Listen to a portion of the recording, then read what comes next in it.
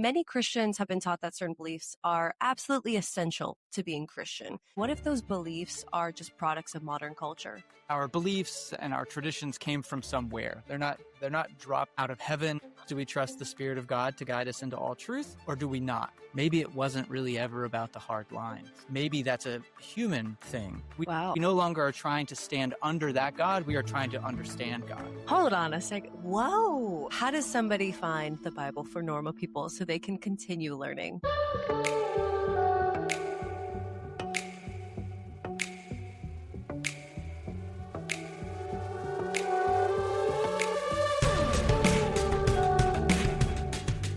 Hello. Welcome to Biblically Speaking. My name is Cassie Bellino, and I'm your host. In this podcast, we talk about the Bible in simple terms with experts, PhDs, and scholarly theologians to make understanding God easier. These conversations have transformed my relationship with Christ and understanding of religion. Now, I'm sharing these recorded conversations with you. On this podcast, we talk about the facts, the history, and the translations to make the Bible make sense, so we can get to know God, our Creator, better.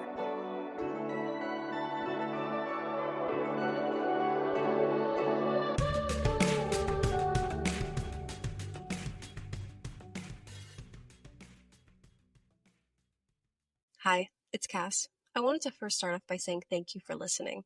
I created this because I could not find it anywhere else on the internet, and it takes a very small team and a large upfront investment to make it all possible. I really hope that you find it valuable. I would never expect anything from my listeners, and I'm always going to do my best to first outsource support from brands. However, if you do find value in this episode, I invite you to contribute an amount equal to the value that you have received, either through a one-time or a monthly donation linked in the show notes below. I understand that not everyone, though, can donate monetarily. So I ask that if you love Biblically Speaking and you cannot donate, please show your support by subscribing to this channel wherever you're listening so that it tells the hosting platform to show Biblically Speaking to more curious and confused Christians. In exchange for this support, I personally promise to you to always create the highest quality production possible. Thank you so much for listening. Now let's get to the show. Hello. Welcome to Biblically Speaking. I'm your host, Cassie Bellino. Question that I wanted to explore today, because many Christians have been taught that certain beliefs are absolutely essential to being Christian. You might have a few just kind of coming up for you now. My question is, what if those beliefs are just products of modern culture? They are something that did not exist for Christians 2,000 years ago. I explored this thought when I listened to the Bible for Normal People's 4-part series on the making of the modern mindset. And now I have the co-host, Jared Byas, from the Bible for Normal People here on my show, because I want to discuss how much of Christianity today is essential to our core beliefs, whereas how much is just modern assumptions that we layered on top. So today we're going to jump into the podcast to explore faith and biblical interpretation and the challenges that many Christians might be facing, especially in scholarship. But if you might not know Jared, exit now. Go listen to the Bible for Normal People, and listen to the amazing show that you have with Pete Enns. But Jared, you are more than qualified to talk on this. I mean, just the 4-part series is enough. But for those that might not know, you have a master's degree in biblical studies from Westchester University. You spent a decade being both a pastor and an adjunct professor, and you have the co-host of an amazing podcast that is crucial to any Christian that might be learning anything about their faith.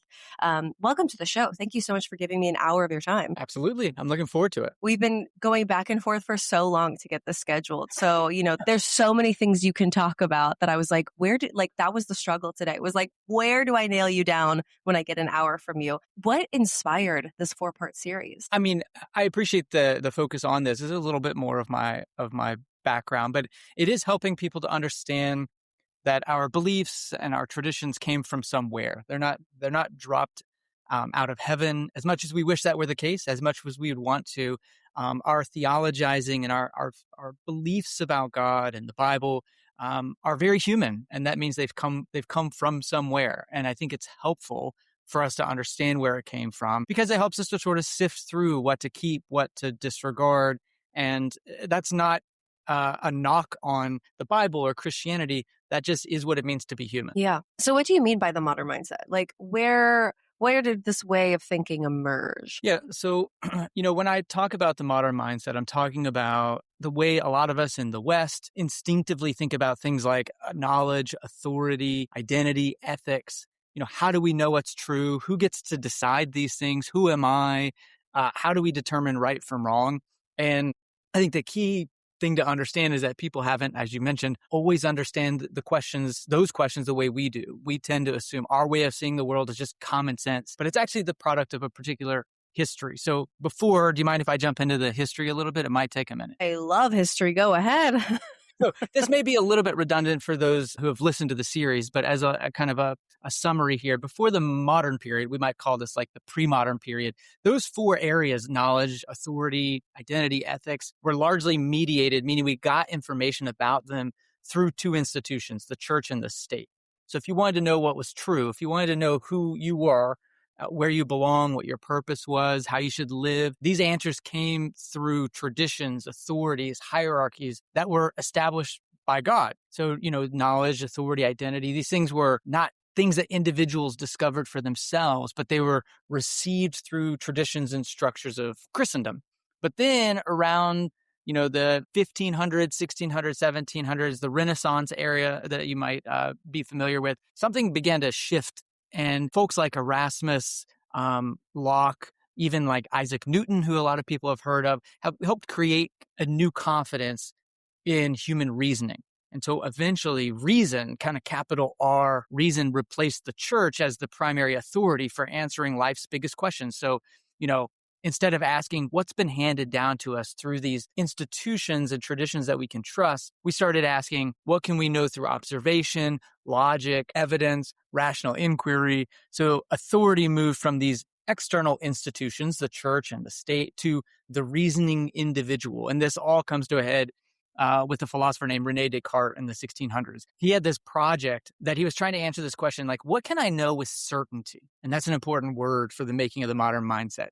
What can I know with certainty? And that gives us this obsession with foundationalism or foundations. Kind of, we're looking for this undoubtable starting place that builds up certainty in most everything that we know. So all of that is kind of what I mean by the modern mindset, kind of the belief that knowledge, identity, ethics, and even authority can be grounded in reason rather than tradition, and the belief that reason can and will give us this objective certainty. Yeah, and we'll get into a little bit as far as like what are some of the things that we hold true to Christianity that we kind of see like objectively within reason. This is what makes Christianity Christian.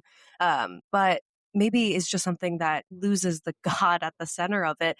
And I think that you made a clear distinction there as far as like the difference is tradition and reason, because I always think like 2,000 years ago, this is so different than how like an ancient Near Eastern Israelite or an ancient Jew would approach faith. Would you say the core difference would be they base their understanding of Christianity, of their God, of their faith in tradition versus we have approached it from a more objective, reasonable? I don't know if I would frame it as the key difference. I mean, I think there's a lot of little differences, but I mean, if we go back and think about how the ancient Jewish tradition or even the early church into the New Testament would have thought about things. I mean, if we think just using the word certainty and maybe behind it the idea of truth.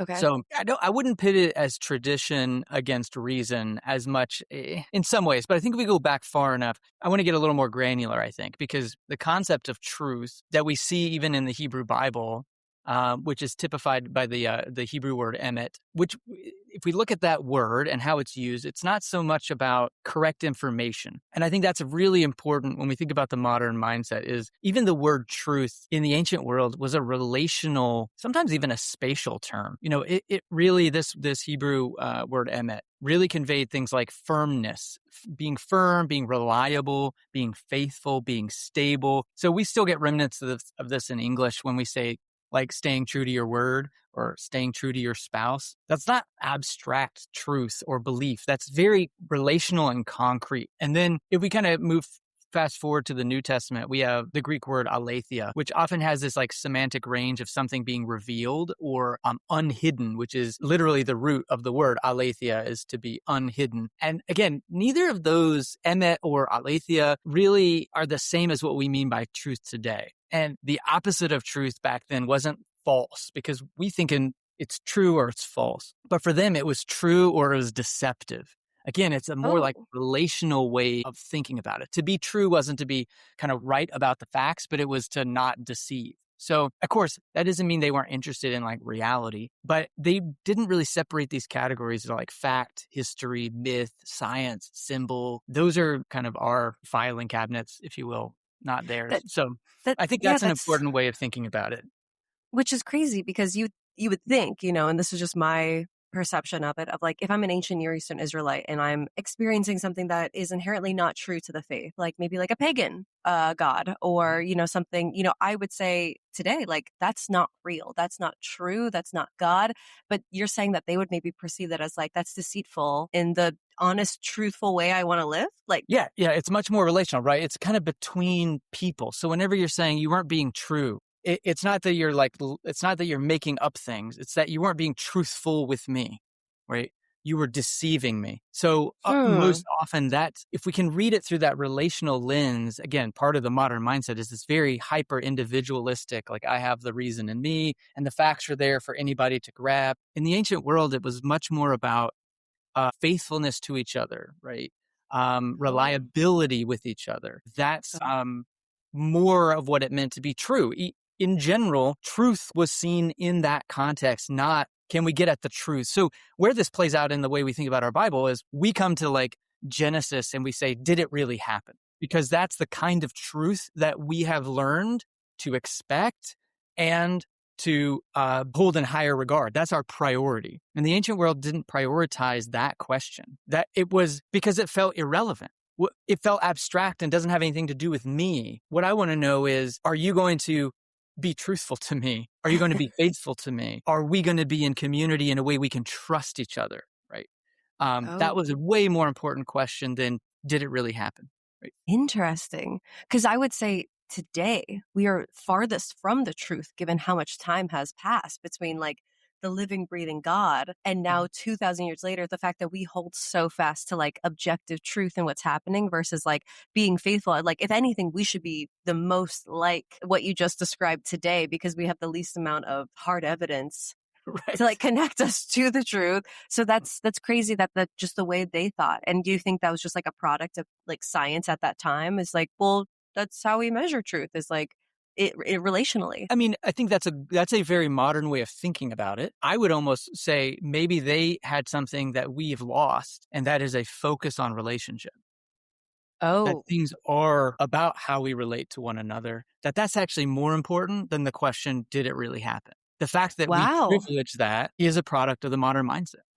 And the fact that Yeah. we see our way as better than that way is also a product of the modern mindset, right? So Totally. No, initially I'm like, well, who cares how it makes me feel if it's wrong and I believe what's wrong because it feels truthful, then I'm just like deluding myself into a reality that doesn't exist. But to them, it sounds like even living that way wouldn't result in delusion. It resulted in high quality relationships. it's relationships. That's what was most important. Now, there is something to the fact that I think their consciousness didn't have the capacity to think in these abstract categories. I think it's different. The ancient people just thought differently than we do. But I would hesitate to put them down and say our way is better because I do think there's something to thinking of truth relationally, especially we practice a faith that's built on relationship. And so I think we can actually have a lot to learn about how our modern mindset is critiqued by an ancient way of thinking of truth.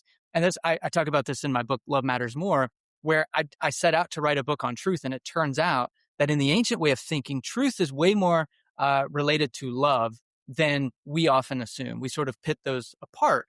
But if truth is being truthful to you, it's being faithful to you in a relational way, then those are two sides of the same coin. When I'm true to you, I'm loving you well, instead of thinking about it as if we get the facts right and we don't have to care about how we treat other people. Interesting. What would you say would be like a modern version of that? And like in a relationship, is it matter? Like, does that version of a relationship today, it doesn't matter of like, I didn't get you flowers on our anniversary. Like what matters isn't the yes or no to that question. I did or I didn't. What matters is I showed up for you. Is that like a super watered down version of what you're saying? Maybe, I mean, I think that gets a little more complicated in terms of what an analogy would be. I think part of the challenge is modernity is the water we swim in.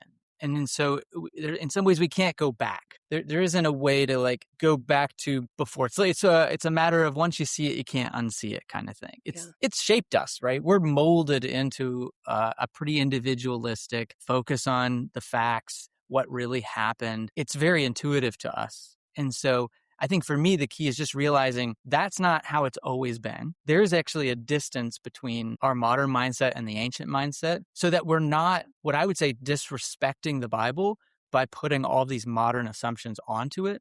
There's a lot we can have in a relationship with the text if we actually recognize the differences rather than assuming we're the same. That's a perfect segue into my next topic, is kind of understanding like how we confuse current Christianity, because like just being on this journey, like I know that being in a podcast, it shapes you from the inside out. And being on this journey, I'm like, okay, what does it mean to be Christian? How do I, biblically speaking is like the basis of like, what does the Bible say and how do I obey that? I have a whole episode where it's like, should I be participating in Jewish feasts and festivals and fasts? Like, is that what it actually means to be Christian? But like in today's world, that's not cool or normal. So we don't, but I should be. And so within that thought is very similar to what you were saying of like, there is a confusion of the Christianity that we have today with the framework that we've inherited, because I feel, and like this wasn't real to me until it was pointed out through the making of the modern mindset, but like there are central truths to Christianity that we, whether we like to admit it or not, we think are central to our Christianity. And if we were to say, oh, that's fine, I can let that one go, suddenly it's like, well, then is it even Christianity? Or is it this like fast and loose thing that I can easily write off things? And to add clarity for those that have no idea what I'm talking about, and please add more, but it's, if you don't believe in biblical inerrancy, you're not Christian. If you think the Bible has errors in it, you're not actually Christian. If you don't have a moral framework, you're not Christian. You have to always be honest. And maybe that's not the right one, but like even me, I'm like questioning it. Like which one is not completely true? Or if you don't have a particular view of sexuality, you're not Christian. That one blew my mind, because I'm like, no, we have to think this way. If I think the other way?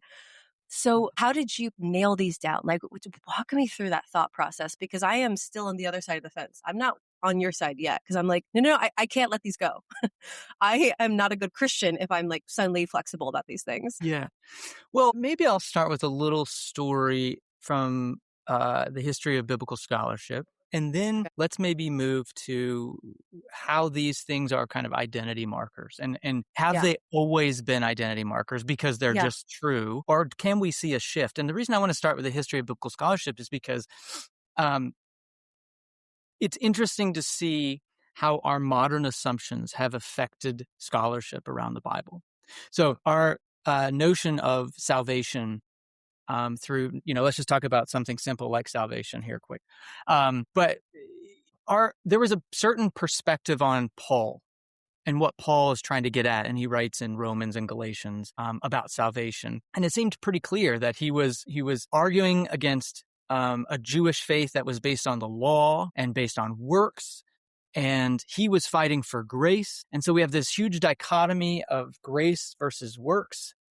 And Paul is really on the right side of that in terms of grace. And so we read Romans and we read Galatians and we read these Pauline epistles through this lens of grace versus works. Modern biblical scholars and historians realize, first of all, it's because we didn't really have a context of what the Jewish religion was like at the time. We didn't have a lot of context outside the Bible. So we didn't know. We only had the text. And then, 1940s come along and we discover these 900 manuscripts in these caves in Qumran called the Dead Sea Scrolls. And now all of a sudden we have an explosion of data and information that tells us what Jewish religion looked like around the time of Jesus. And it just exploded what we knew about what we call the Second Temple period. And now we start looking back at these interpreters from the 1600s and 1700s and 1800s who were so certain about what Paul was talking about.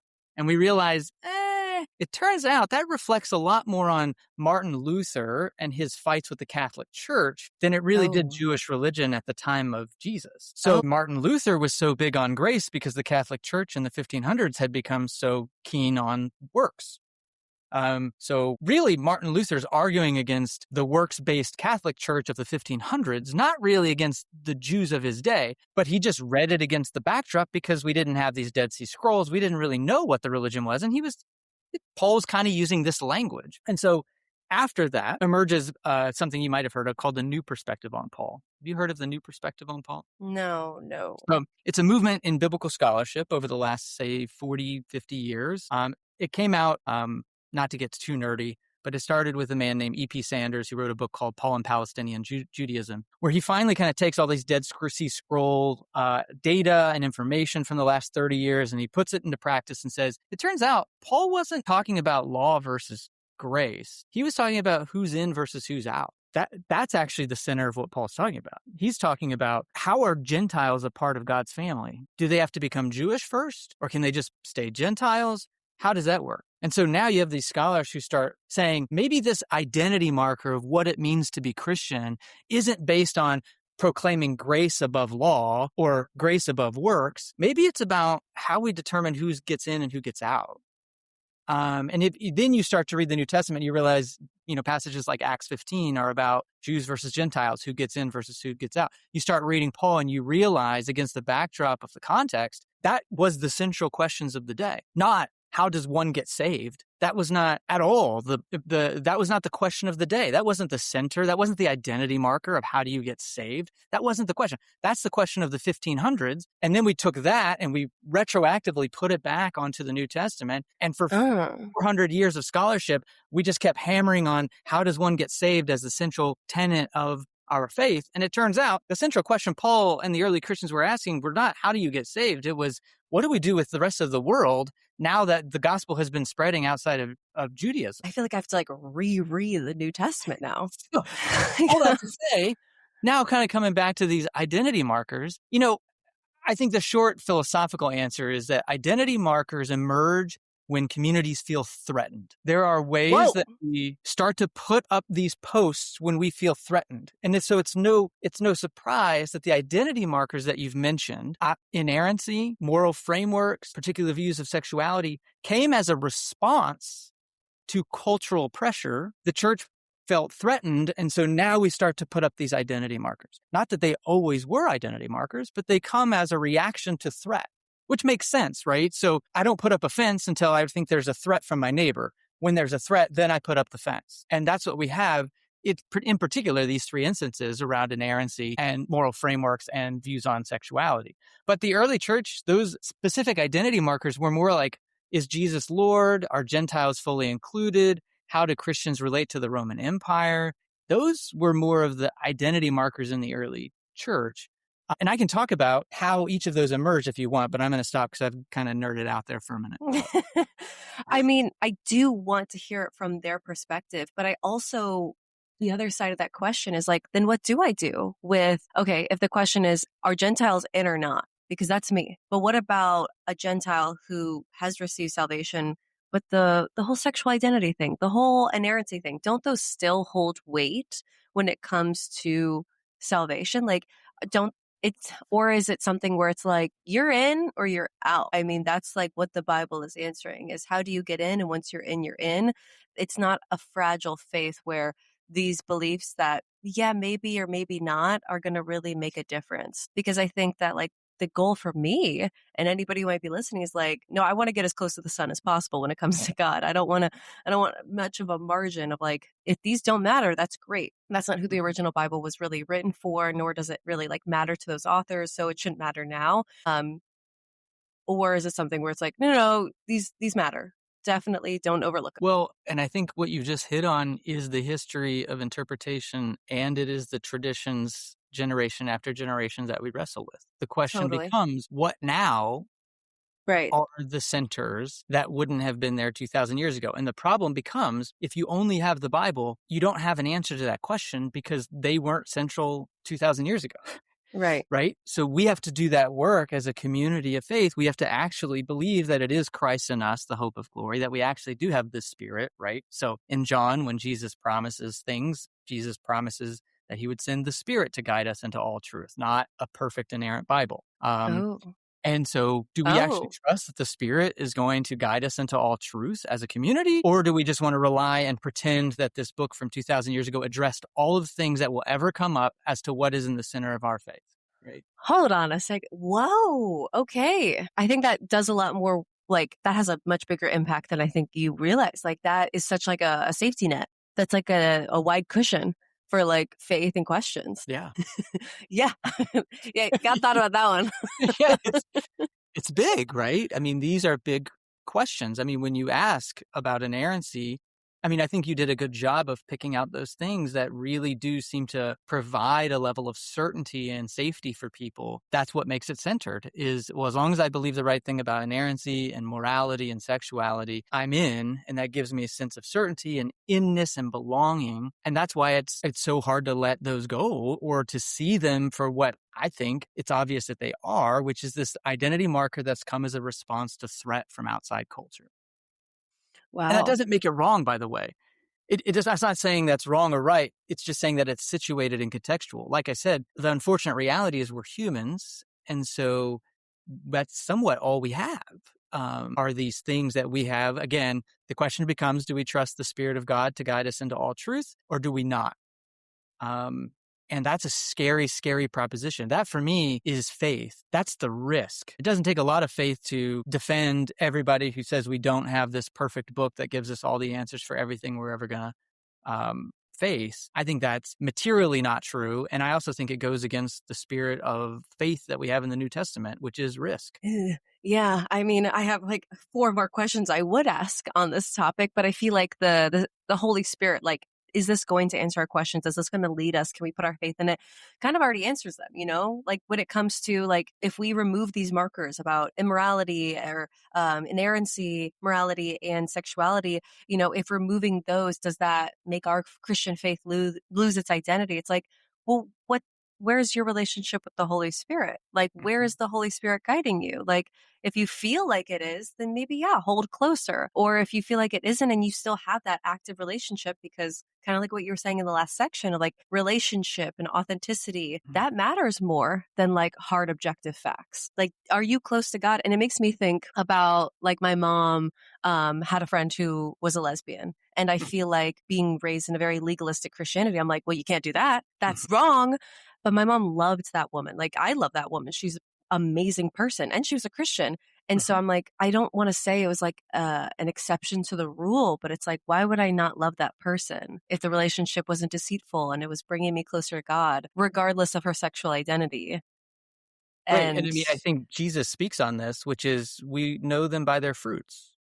yeah, So if the fruits are good, Jesus says it, the good fruit can't come from a bad tree and yeah. vice versa. So if we are to judge on anything, we can't know hearts. We can't know we're not God, but what we can judge is by fruit. Yeah. So would you say that these kind of like hard and fast rules, these like objective yes or no's, this black and white, this is something that like an early ancient Near Eastern Israelite, they would just kind of like it would just not be a priority for them. Their priority would be more relationally. It wouldn't be inerrancy or morality. It would be, where's your heart in alignment with God? Like, are you feeling the Holy Spirit? Yes or no? Well, I mean, I think the ancient church probably had hard and fast lines. They just were different than ours. So I think we have hindsight's 2020.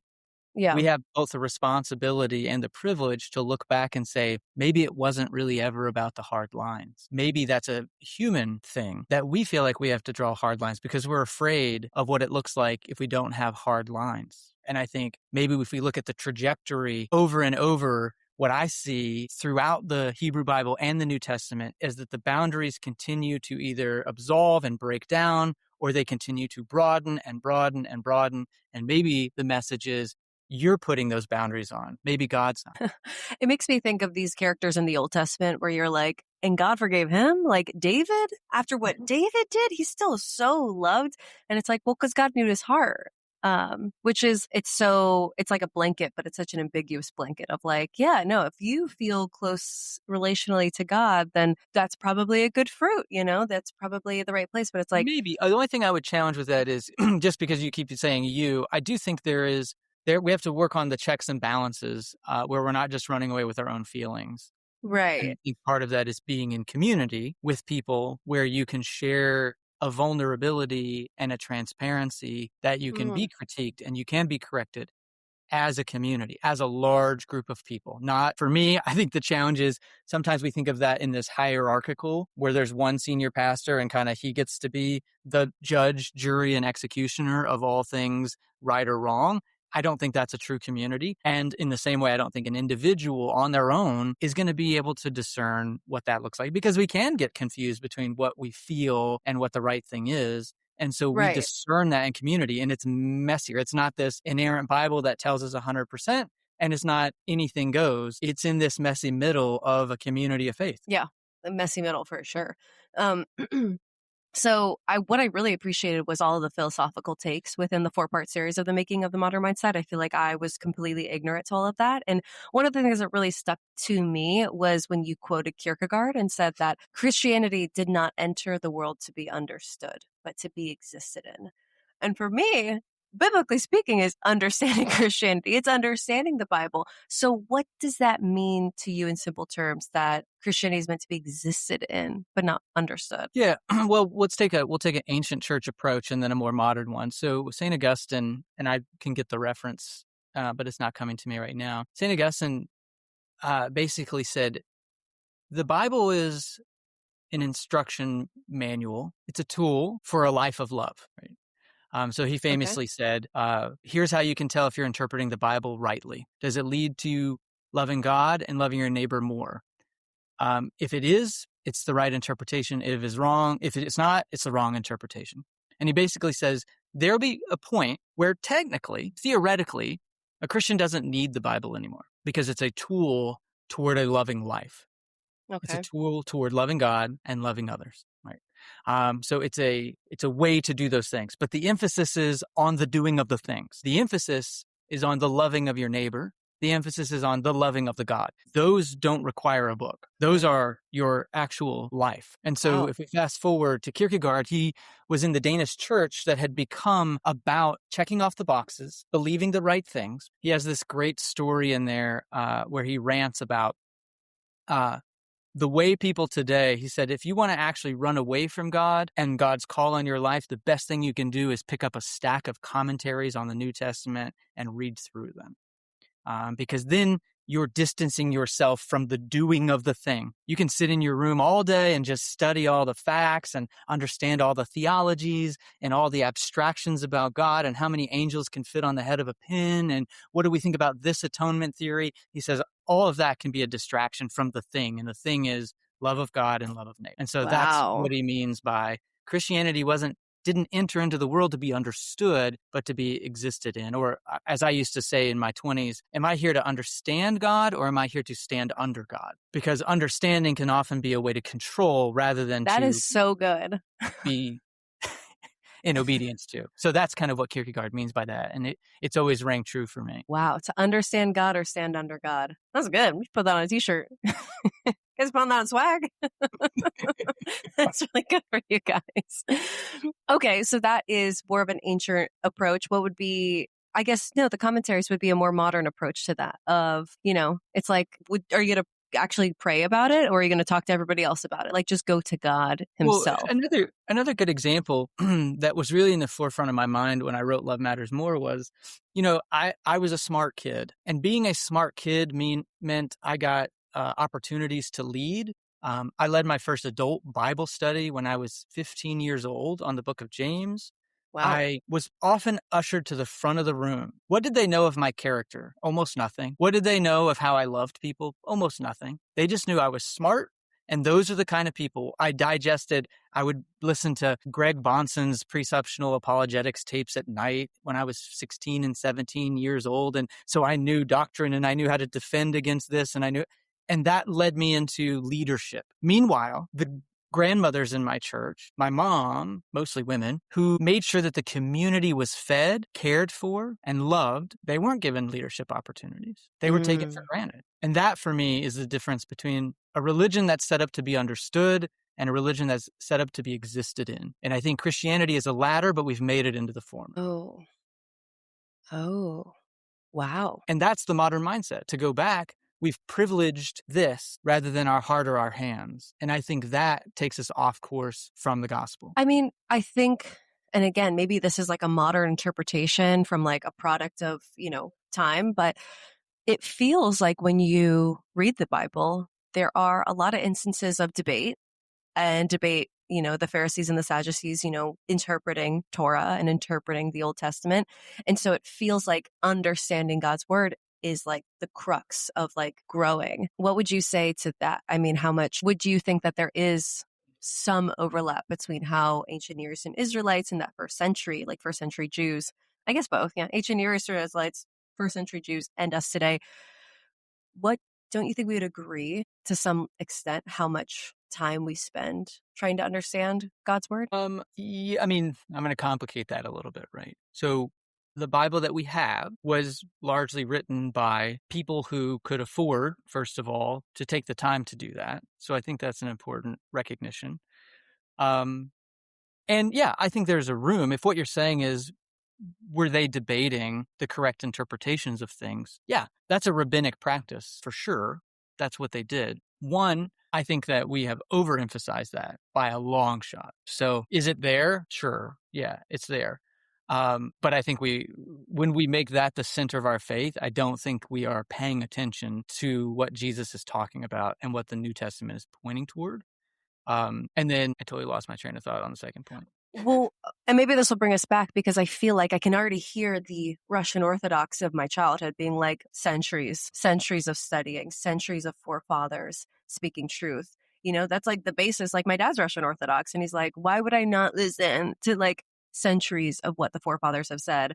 I've had, Father Michael Butler on, and he's like, why would you have a watered down relational based faith when you could have a truth based, century studied faith on tradition that can't be refuted? And it's like, are we talking about the same thing right now? I don't want to overstate. Okay. But I think philosophically, I do think that is, for me, a good example of how we've bought into the modern mindset. I think, go back to Descartes. Descartes wanted us to have an undoubtable foundation of certainty. Mm-hmm. Most philosophers, scientists, historians, I'm talking experts within those fields, would have given up on that project in the 1800s. Like orthodoxy as a project? The idea that there are these undoubtable foundations that we can build upon for what I would call epistemic or knowledge-based certainty.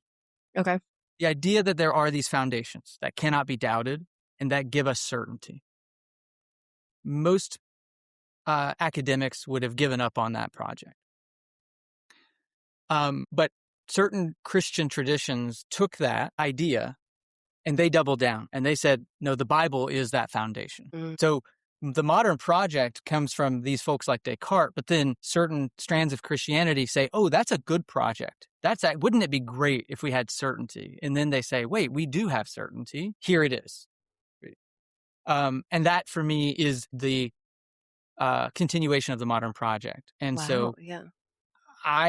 is it wise to learn our tradition and understand the depth of that tradition and the breadth of that tradition? Yes. But if we're going to do that, for me, the wisdom of learning that is learning the diversity of that tradition. So think of any number of things that you can think of. There have been church fathers and church mothers and powerhouses of our faith that have disagreed on almost all of it. So where does that leave us? Right. For me, it leaves us in a place of humility, in a place of diversity, in a place of curiosity, not in a place of dogmatism or gatekeeping. Wow. Okay. I'm sure that you might have much more complicated examples, but for my mind, we're going to simplify. There's two parts of the Bible that I've spent with scholars. And so I feel like from a scholastic perspective, scholarly perspective, I understand it quite well. And so I want to kind of go over it now that we've built this foundation for like what that modern mindset has done to us versus maybe how ancient Near Eastern, would you say it's more ancient Near Eastern, like Mosaic time, or do you think it'd be like first century Jew? Like which? Yeah. I mean, I think the Second Temple period is largely where our Bible comes together, maybe a little earlier than that, but kind of around then. So okay, maybe second century Jew? Okay. So thinking how if we're going to say those like the purest, most relationally based foundation of understanding the Bible, how would they approach the story like the bleeding woman? I love the bleeding woman. That to me is such a beautiful story, and I've spent so much time talking about with other scholars. But I feel like the modern mindset allows me to say, look at that miracle. Look at what, the power through Jesus did, healing her and then healing the girl that died immediately after, and the miracle that Jesus just came through. We focus on the miracle. We focus on the black and white, dead, alive. Given what we know about the modern mindset, how would have that Second Temple, first century Jew understood the bleeding woman? Yeah, I mean, again, for me, it's not so stark as to say that the miracleness of it wouldn't have registered or been important. So I Yeah. think that's important. But I think what I would say is when we focus on that, we can miss the meaning of the story, right? Which is? And so, there's a lot of parts to this outside of just the miracle. Like the discharge of blood makes this woman ritually impure, right? And whatever she lays down on or sits on becomes impure. Those who touch these things become impure. So it wouldn't have just been, oh, she was sick and then she was well. It was, she was cut off. She was contagious. She was unable to participate in community life. And I think that's an important part of the story, the meaning of the story. The idea that impurity spreads outward. This is an unclean person who is contaminating other people. But when she touches Jesus, instead of her impurity contaminating him, his wholeness restores her, right? And that's the theological pow of the story. Mm-hmm. And if we don't take our time and understand that social, cultural, human context, we can miss what I think the ancient readers would have understood about that story. The vulnerability of being excommunicated, of not being able to belong fully to your group because of a ritual impurity, right? And it's also not about sin. I think we sometimes confuse that because that's a modern category. We're like, the point is that Jesus will cleanse you of your sin, but that's not the category here. Ritual impurity is not sin. It's a social category. And so we have to recognize that Jesus is demonstrating some kind of social point, not just some cosmological, metaphysical sin point. And I think that's also gets missed when we emphasize only like the supernatural part of it as a way to, it seems like sometimes in the modern mindset, every miracle is there to prove that Jesus is who he says he was. Therefore, it actually happened. And so the resurrection actually happened. And that means Jesus is God. And so you can trust him for salvation. And we miss all of the social and cultural implications of what Jesus was about. Mm-hmm, mm-hmm. Like you think it's almost adding too much color when we like create a sermon out of it, where it's like, and I don't mean that like to, speak poorly of creating a sermon out of that. I love that passage. We should be talking about it in church. But I literally had a sermon where we talked about that.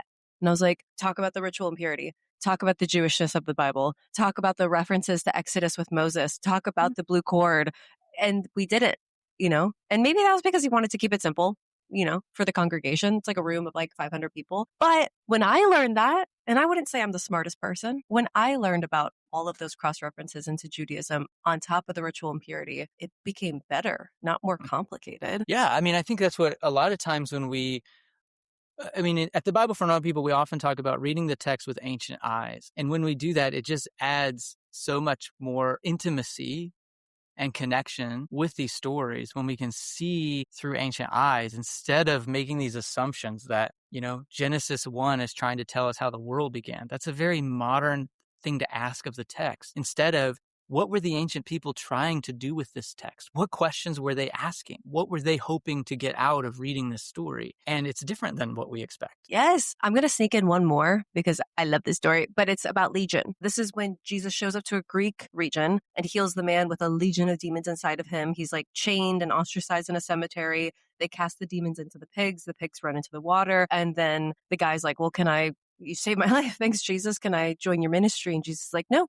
See ya. And then, people are like, hey, Jesus, can you please leave? You just killed all of our food for the next month. Like a Christian mentality is, like, look at that miracle. He healed legion. What questions would ancient eyes have asked about that? Well, I mean, it's actually not that subtle. So not even a question, but the fact that the demon is legion, right? We've gotten so used to that because that's a word that means a lot or many, but that's actually a Roman military unit. So it wasn't a common phrase that you just said, things were legion. There was a lot of them. No, that was a very specific, that's a very specific thing. So I think that's important to recognize. The story takes place in Gentile territory. So we're already wrestling with those questions. What do we do with the Gentiles here?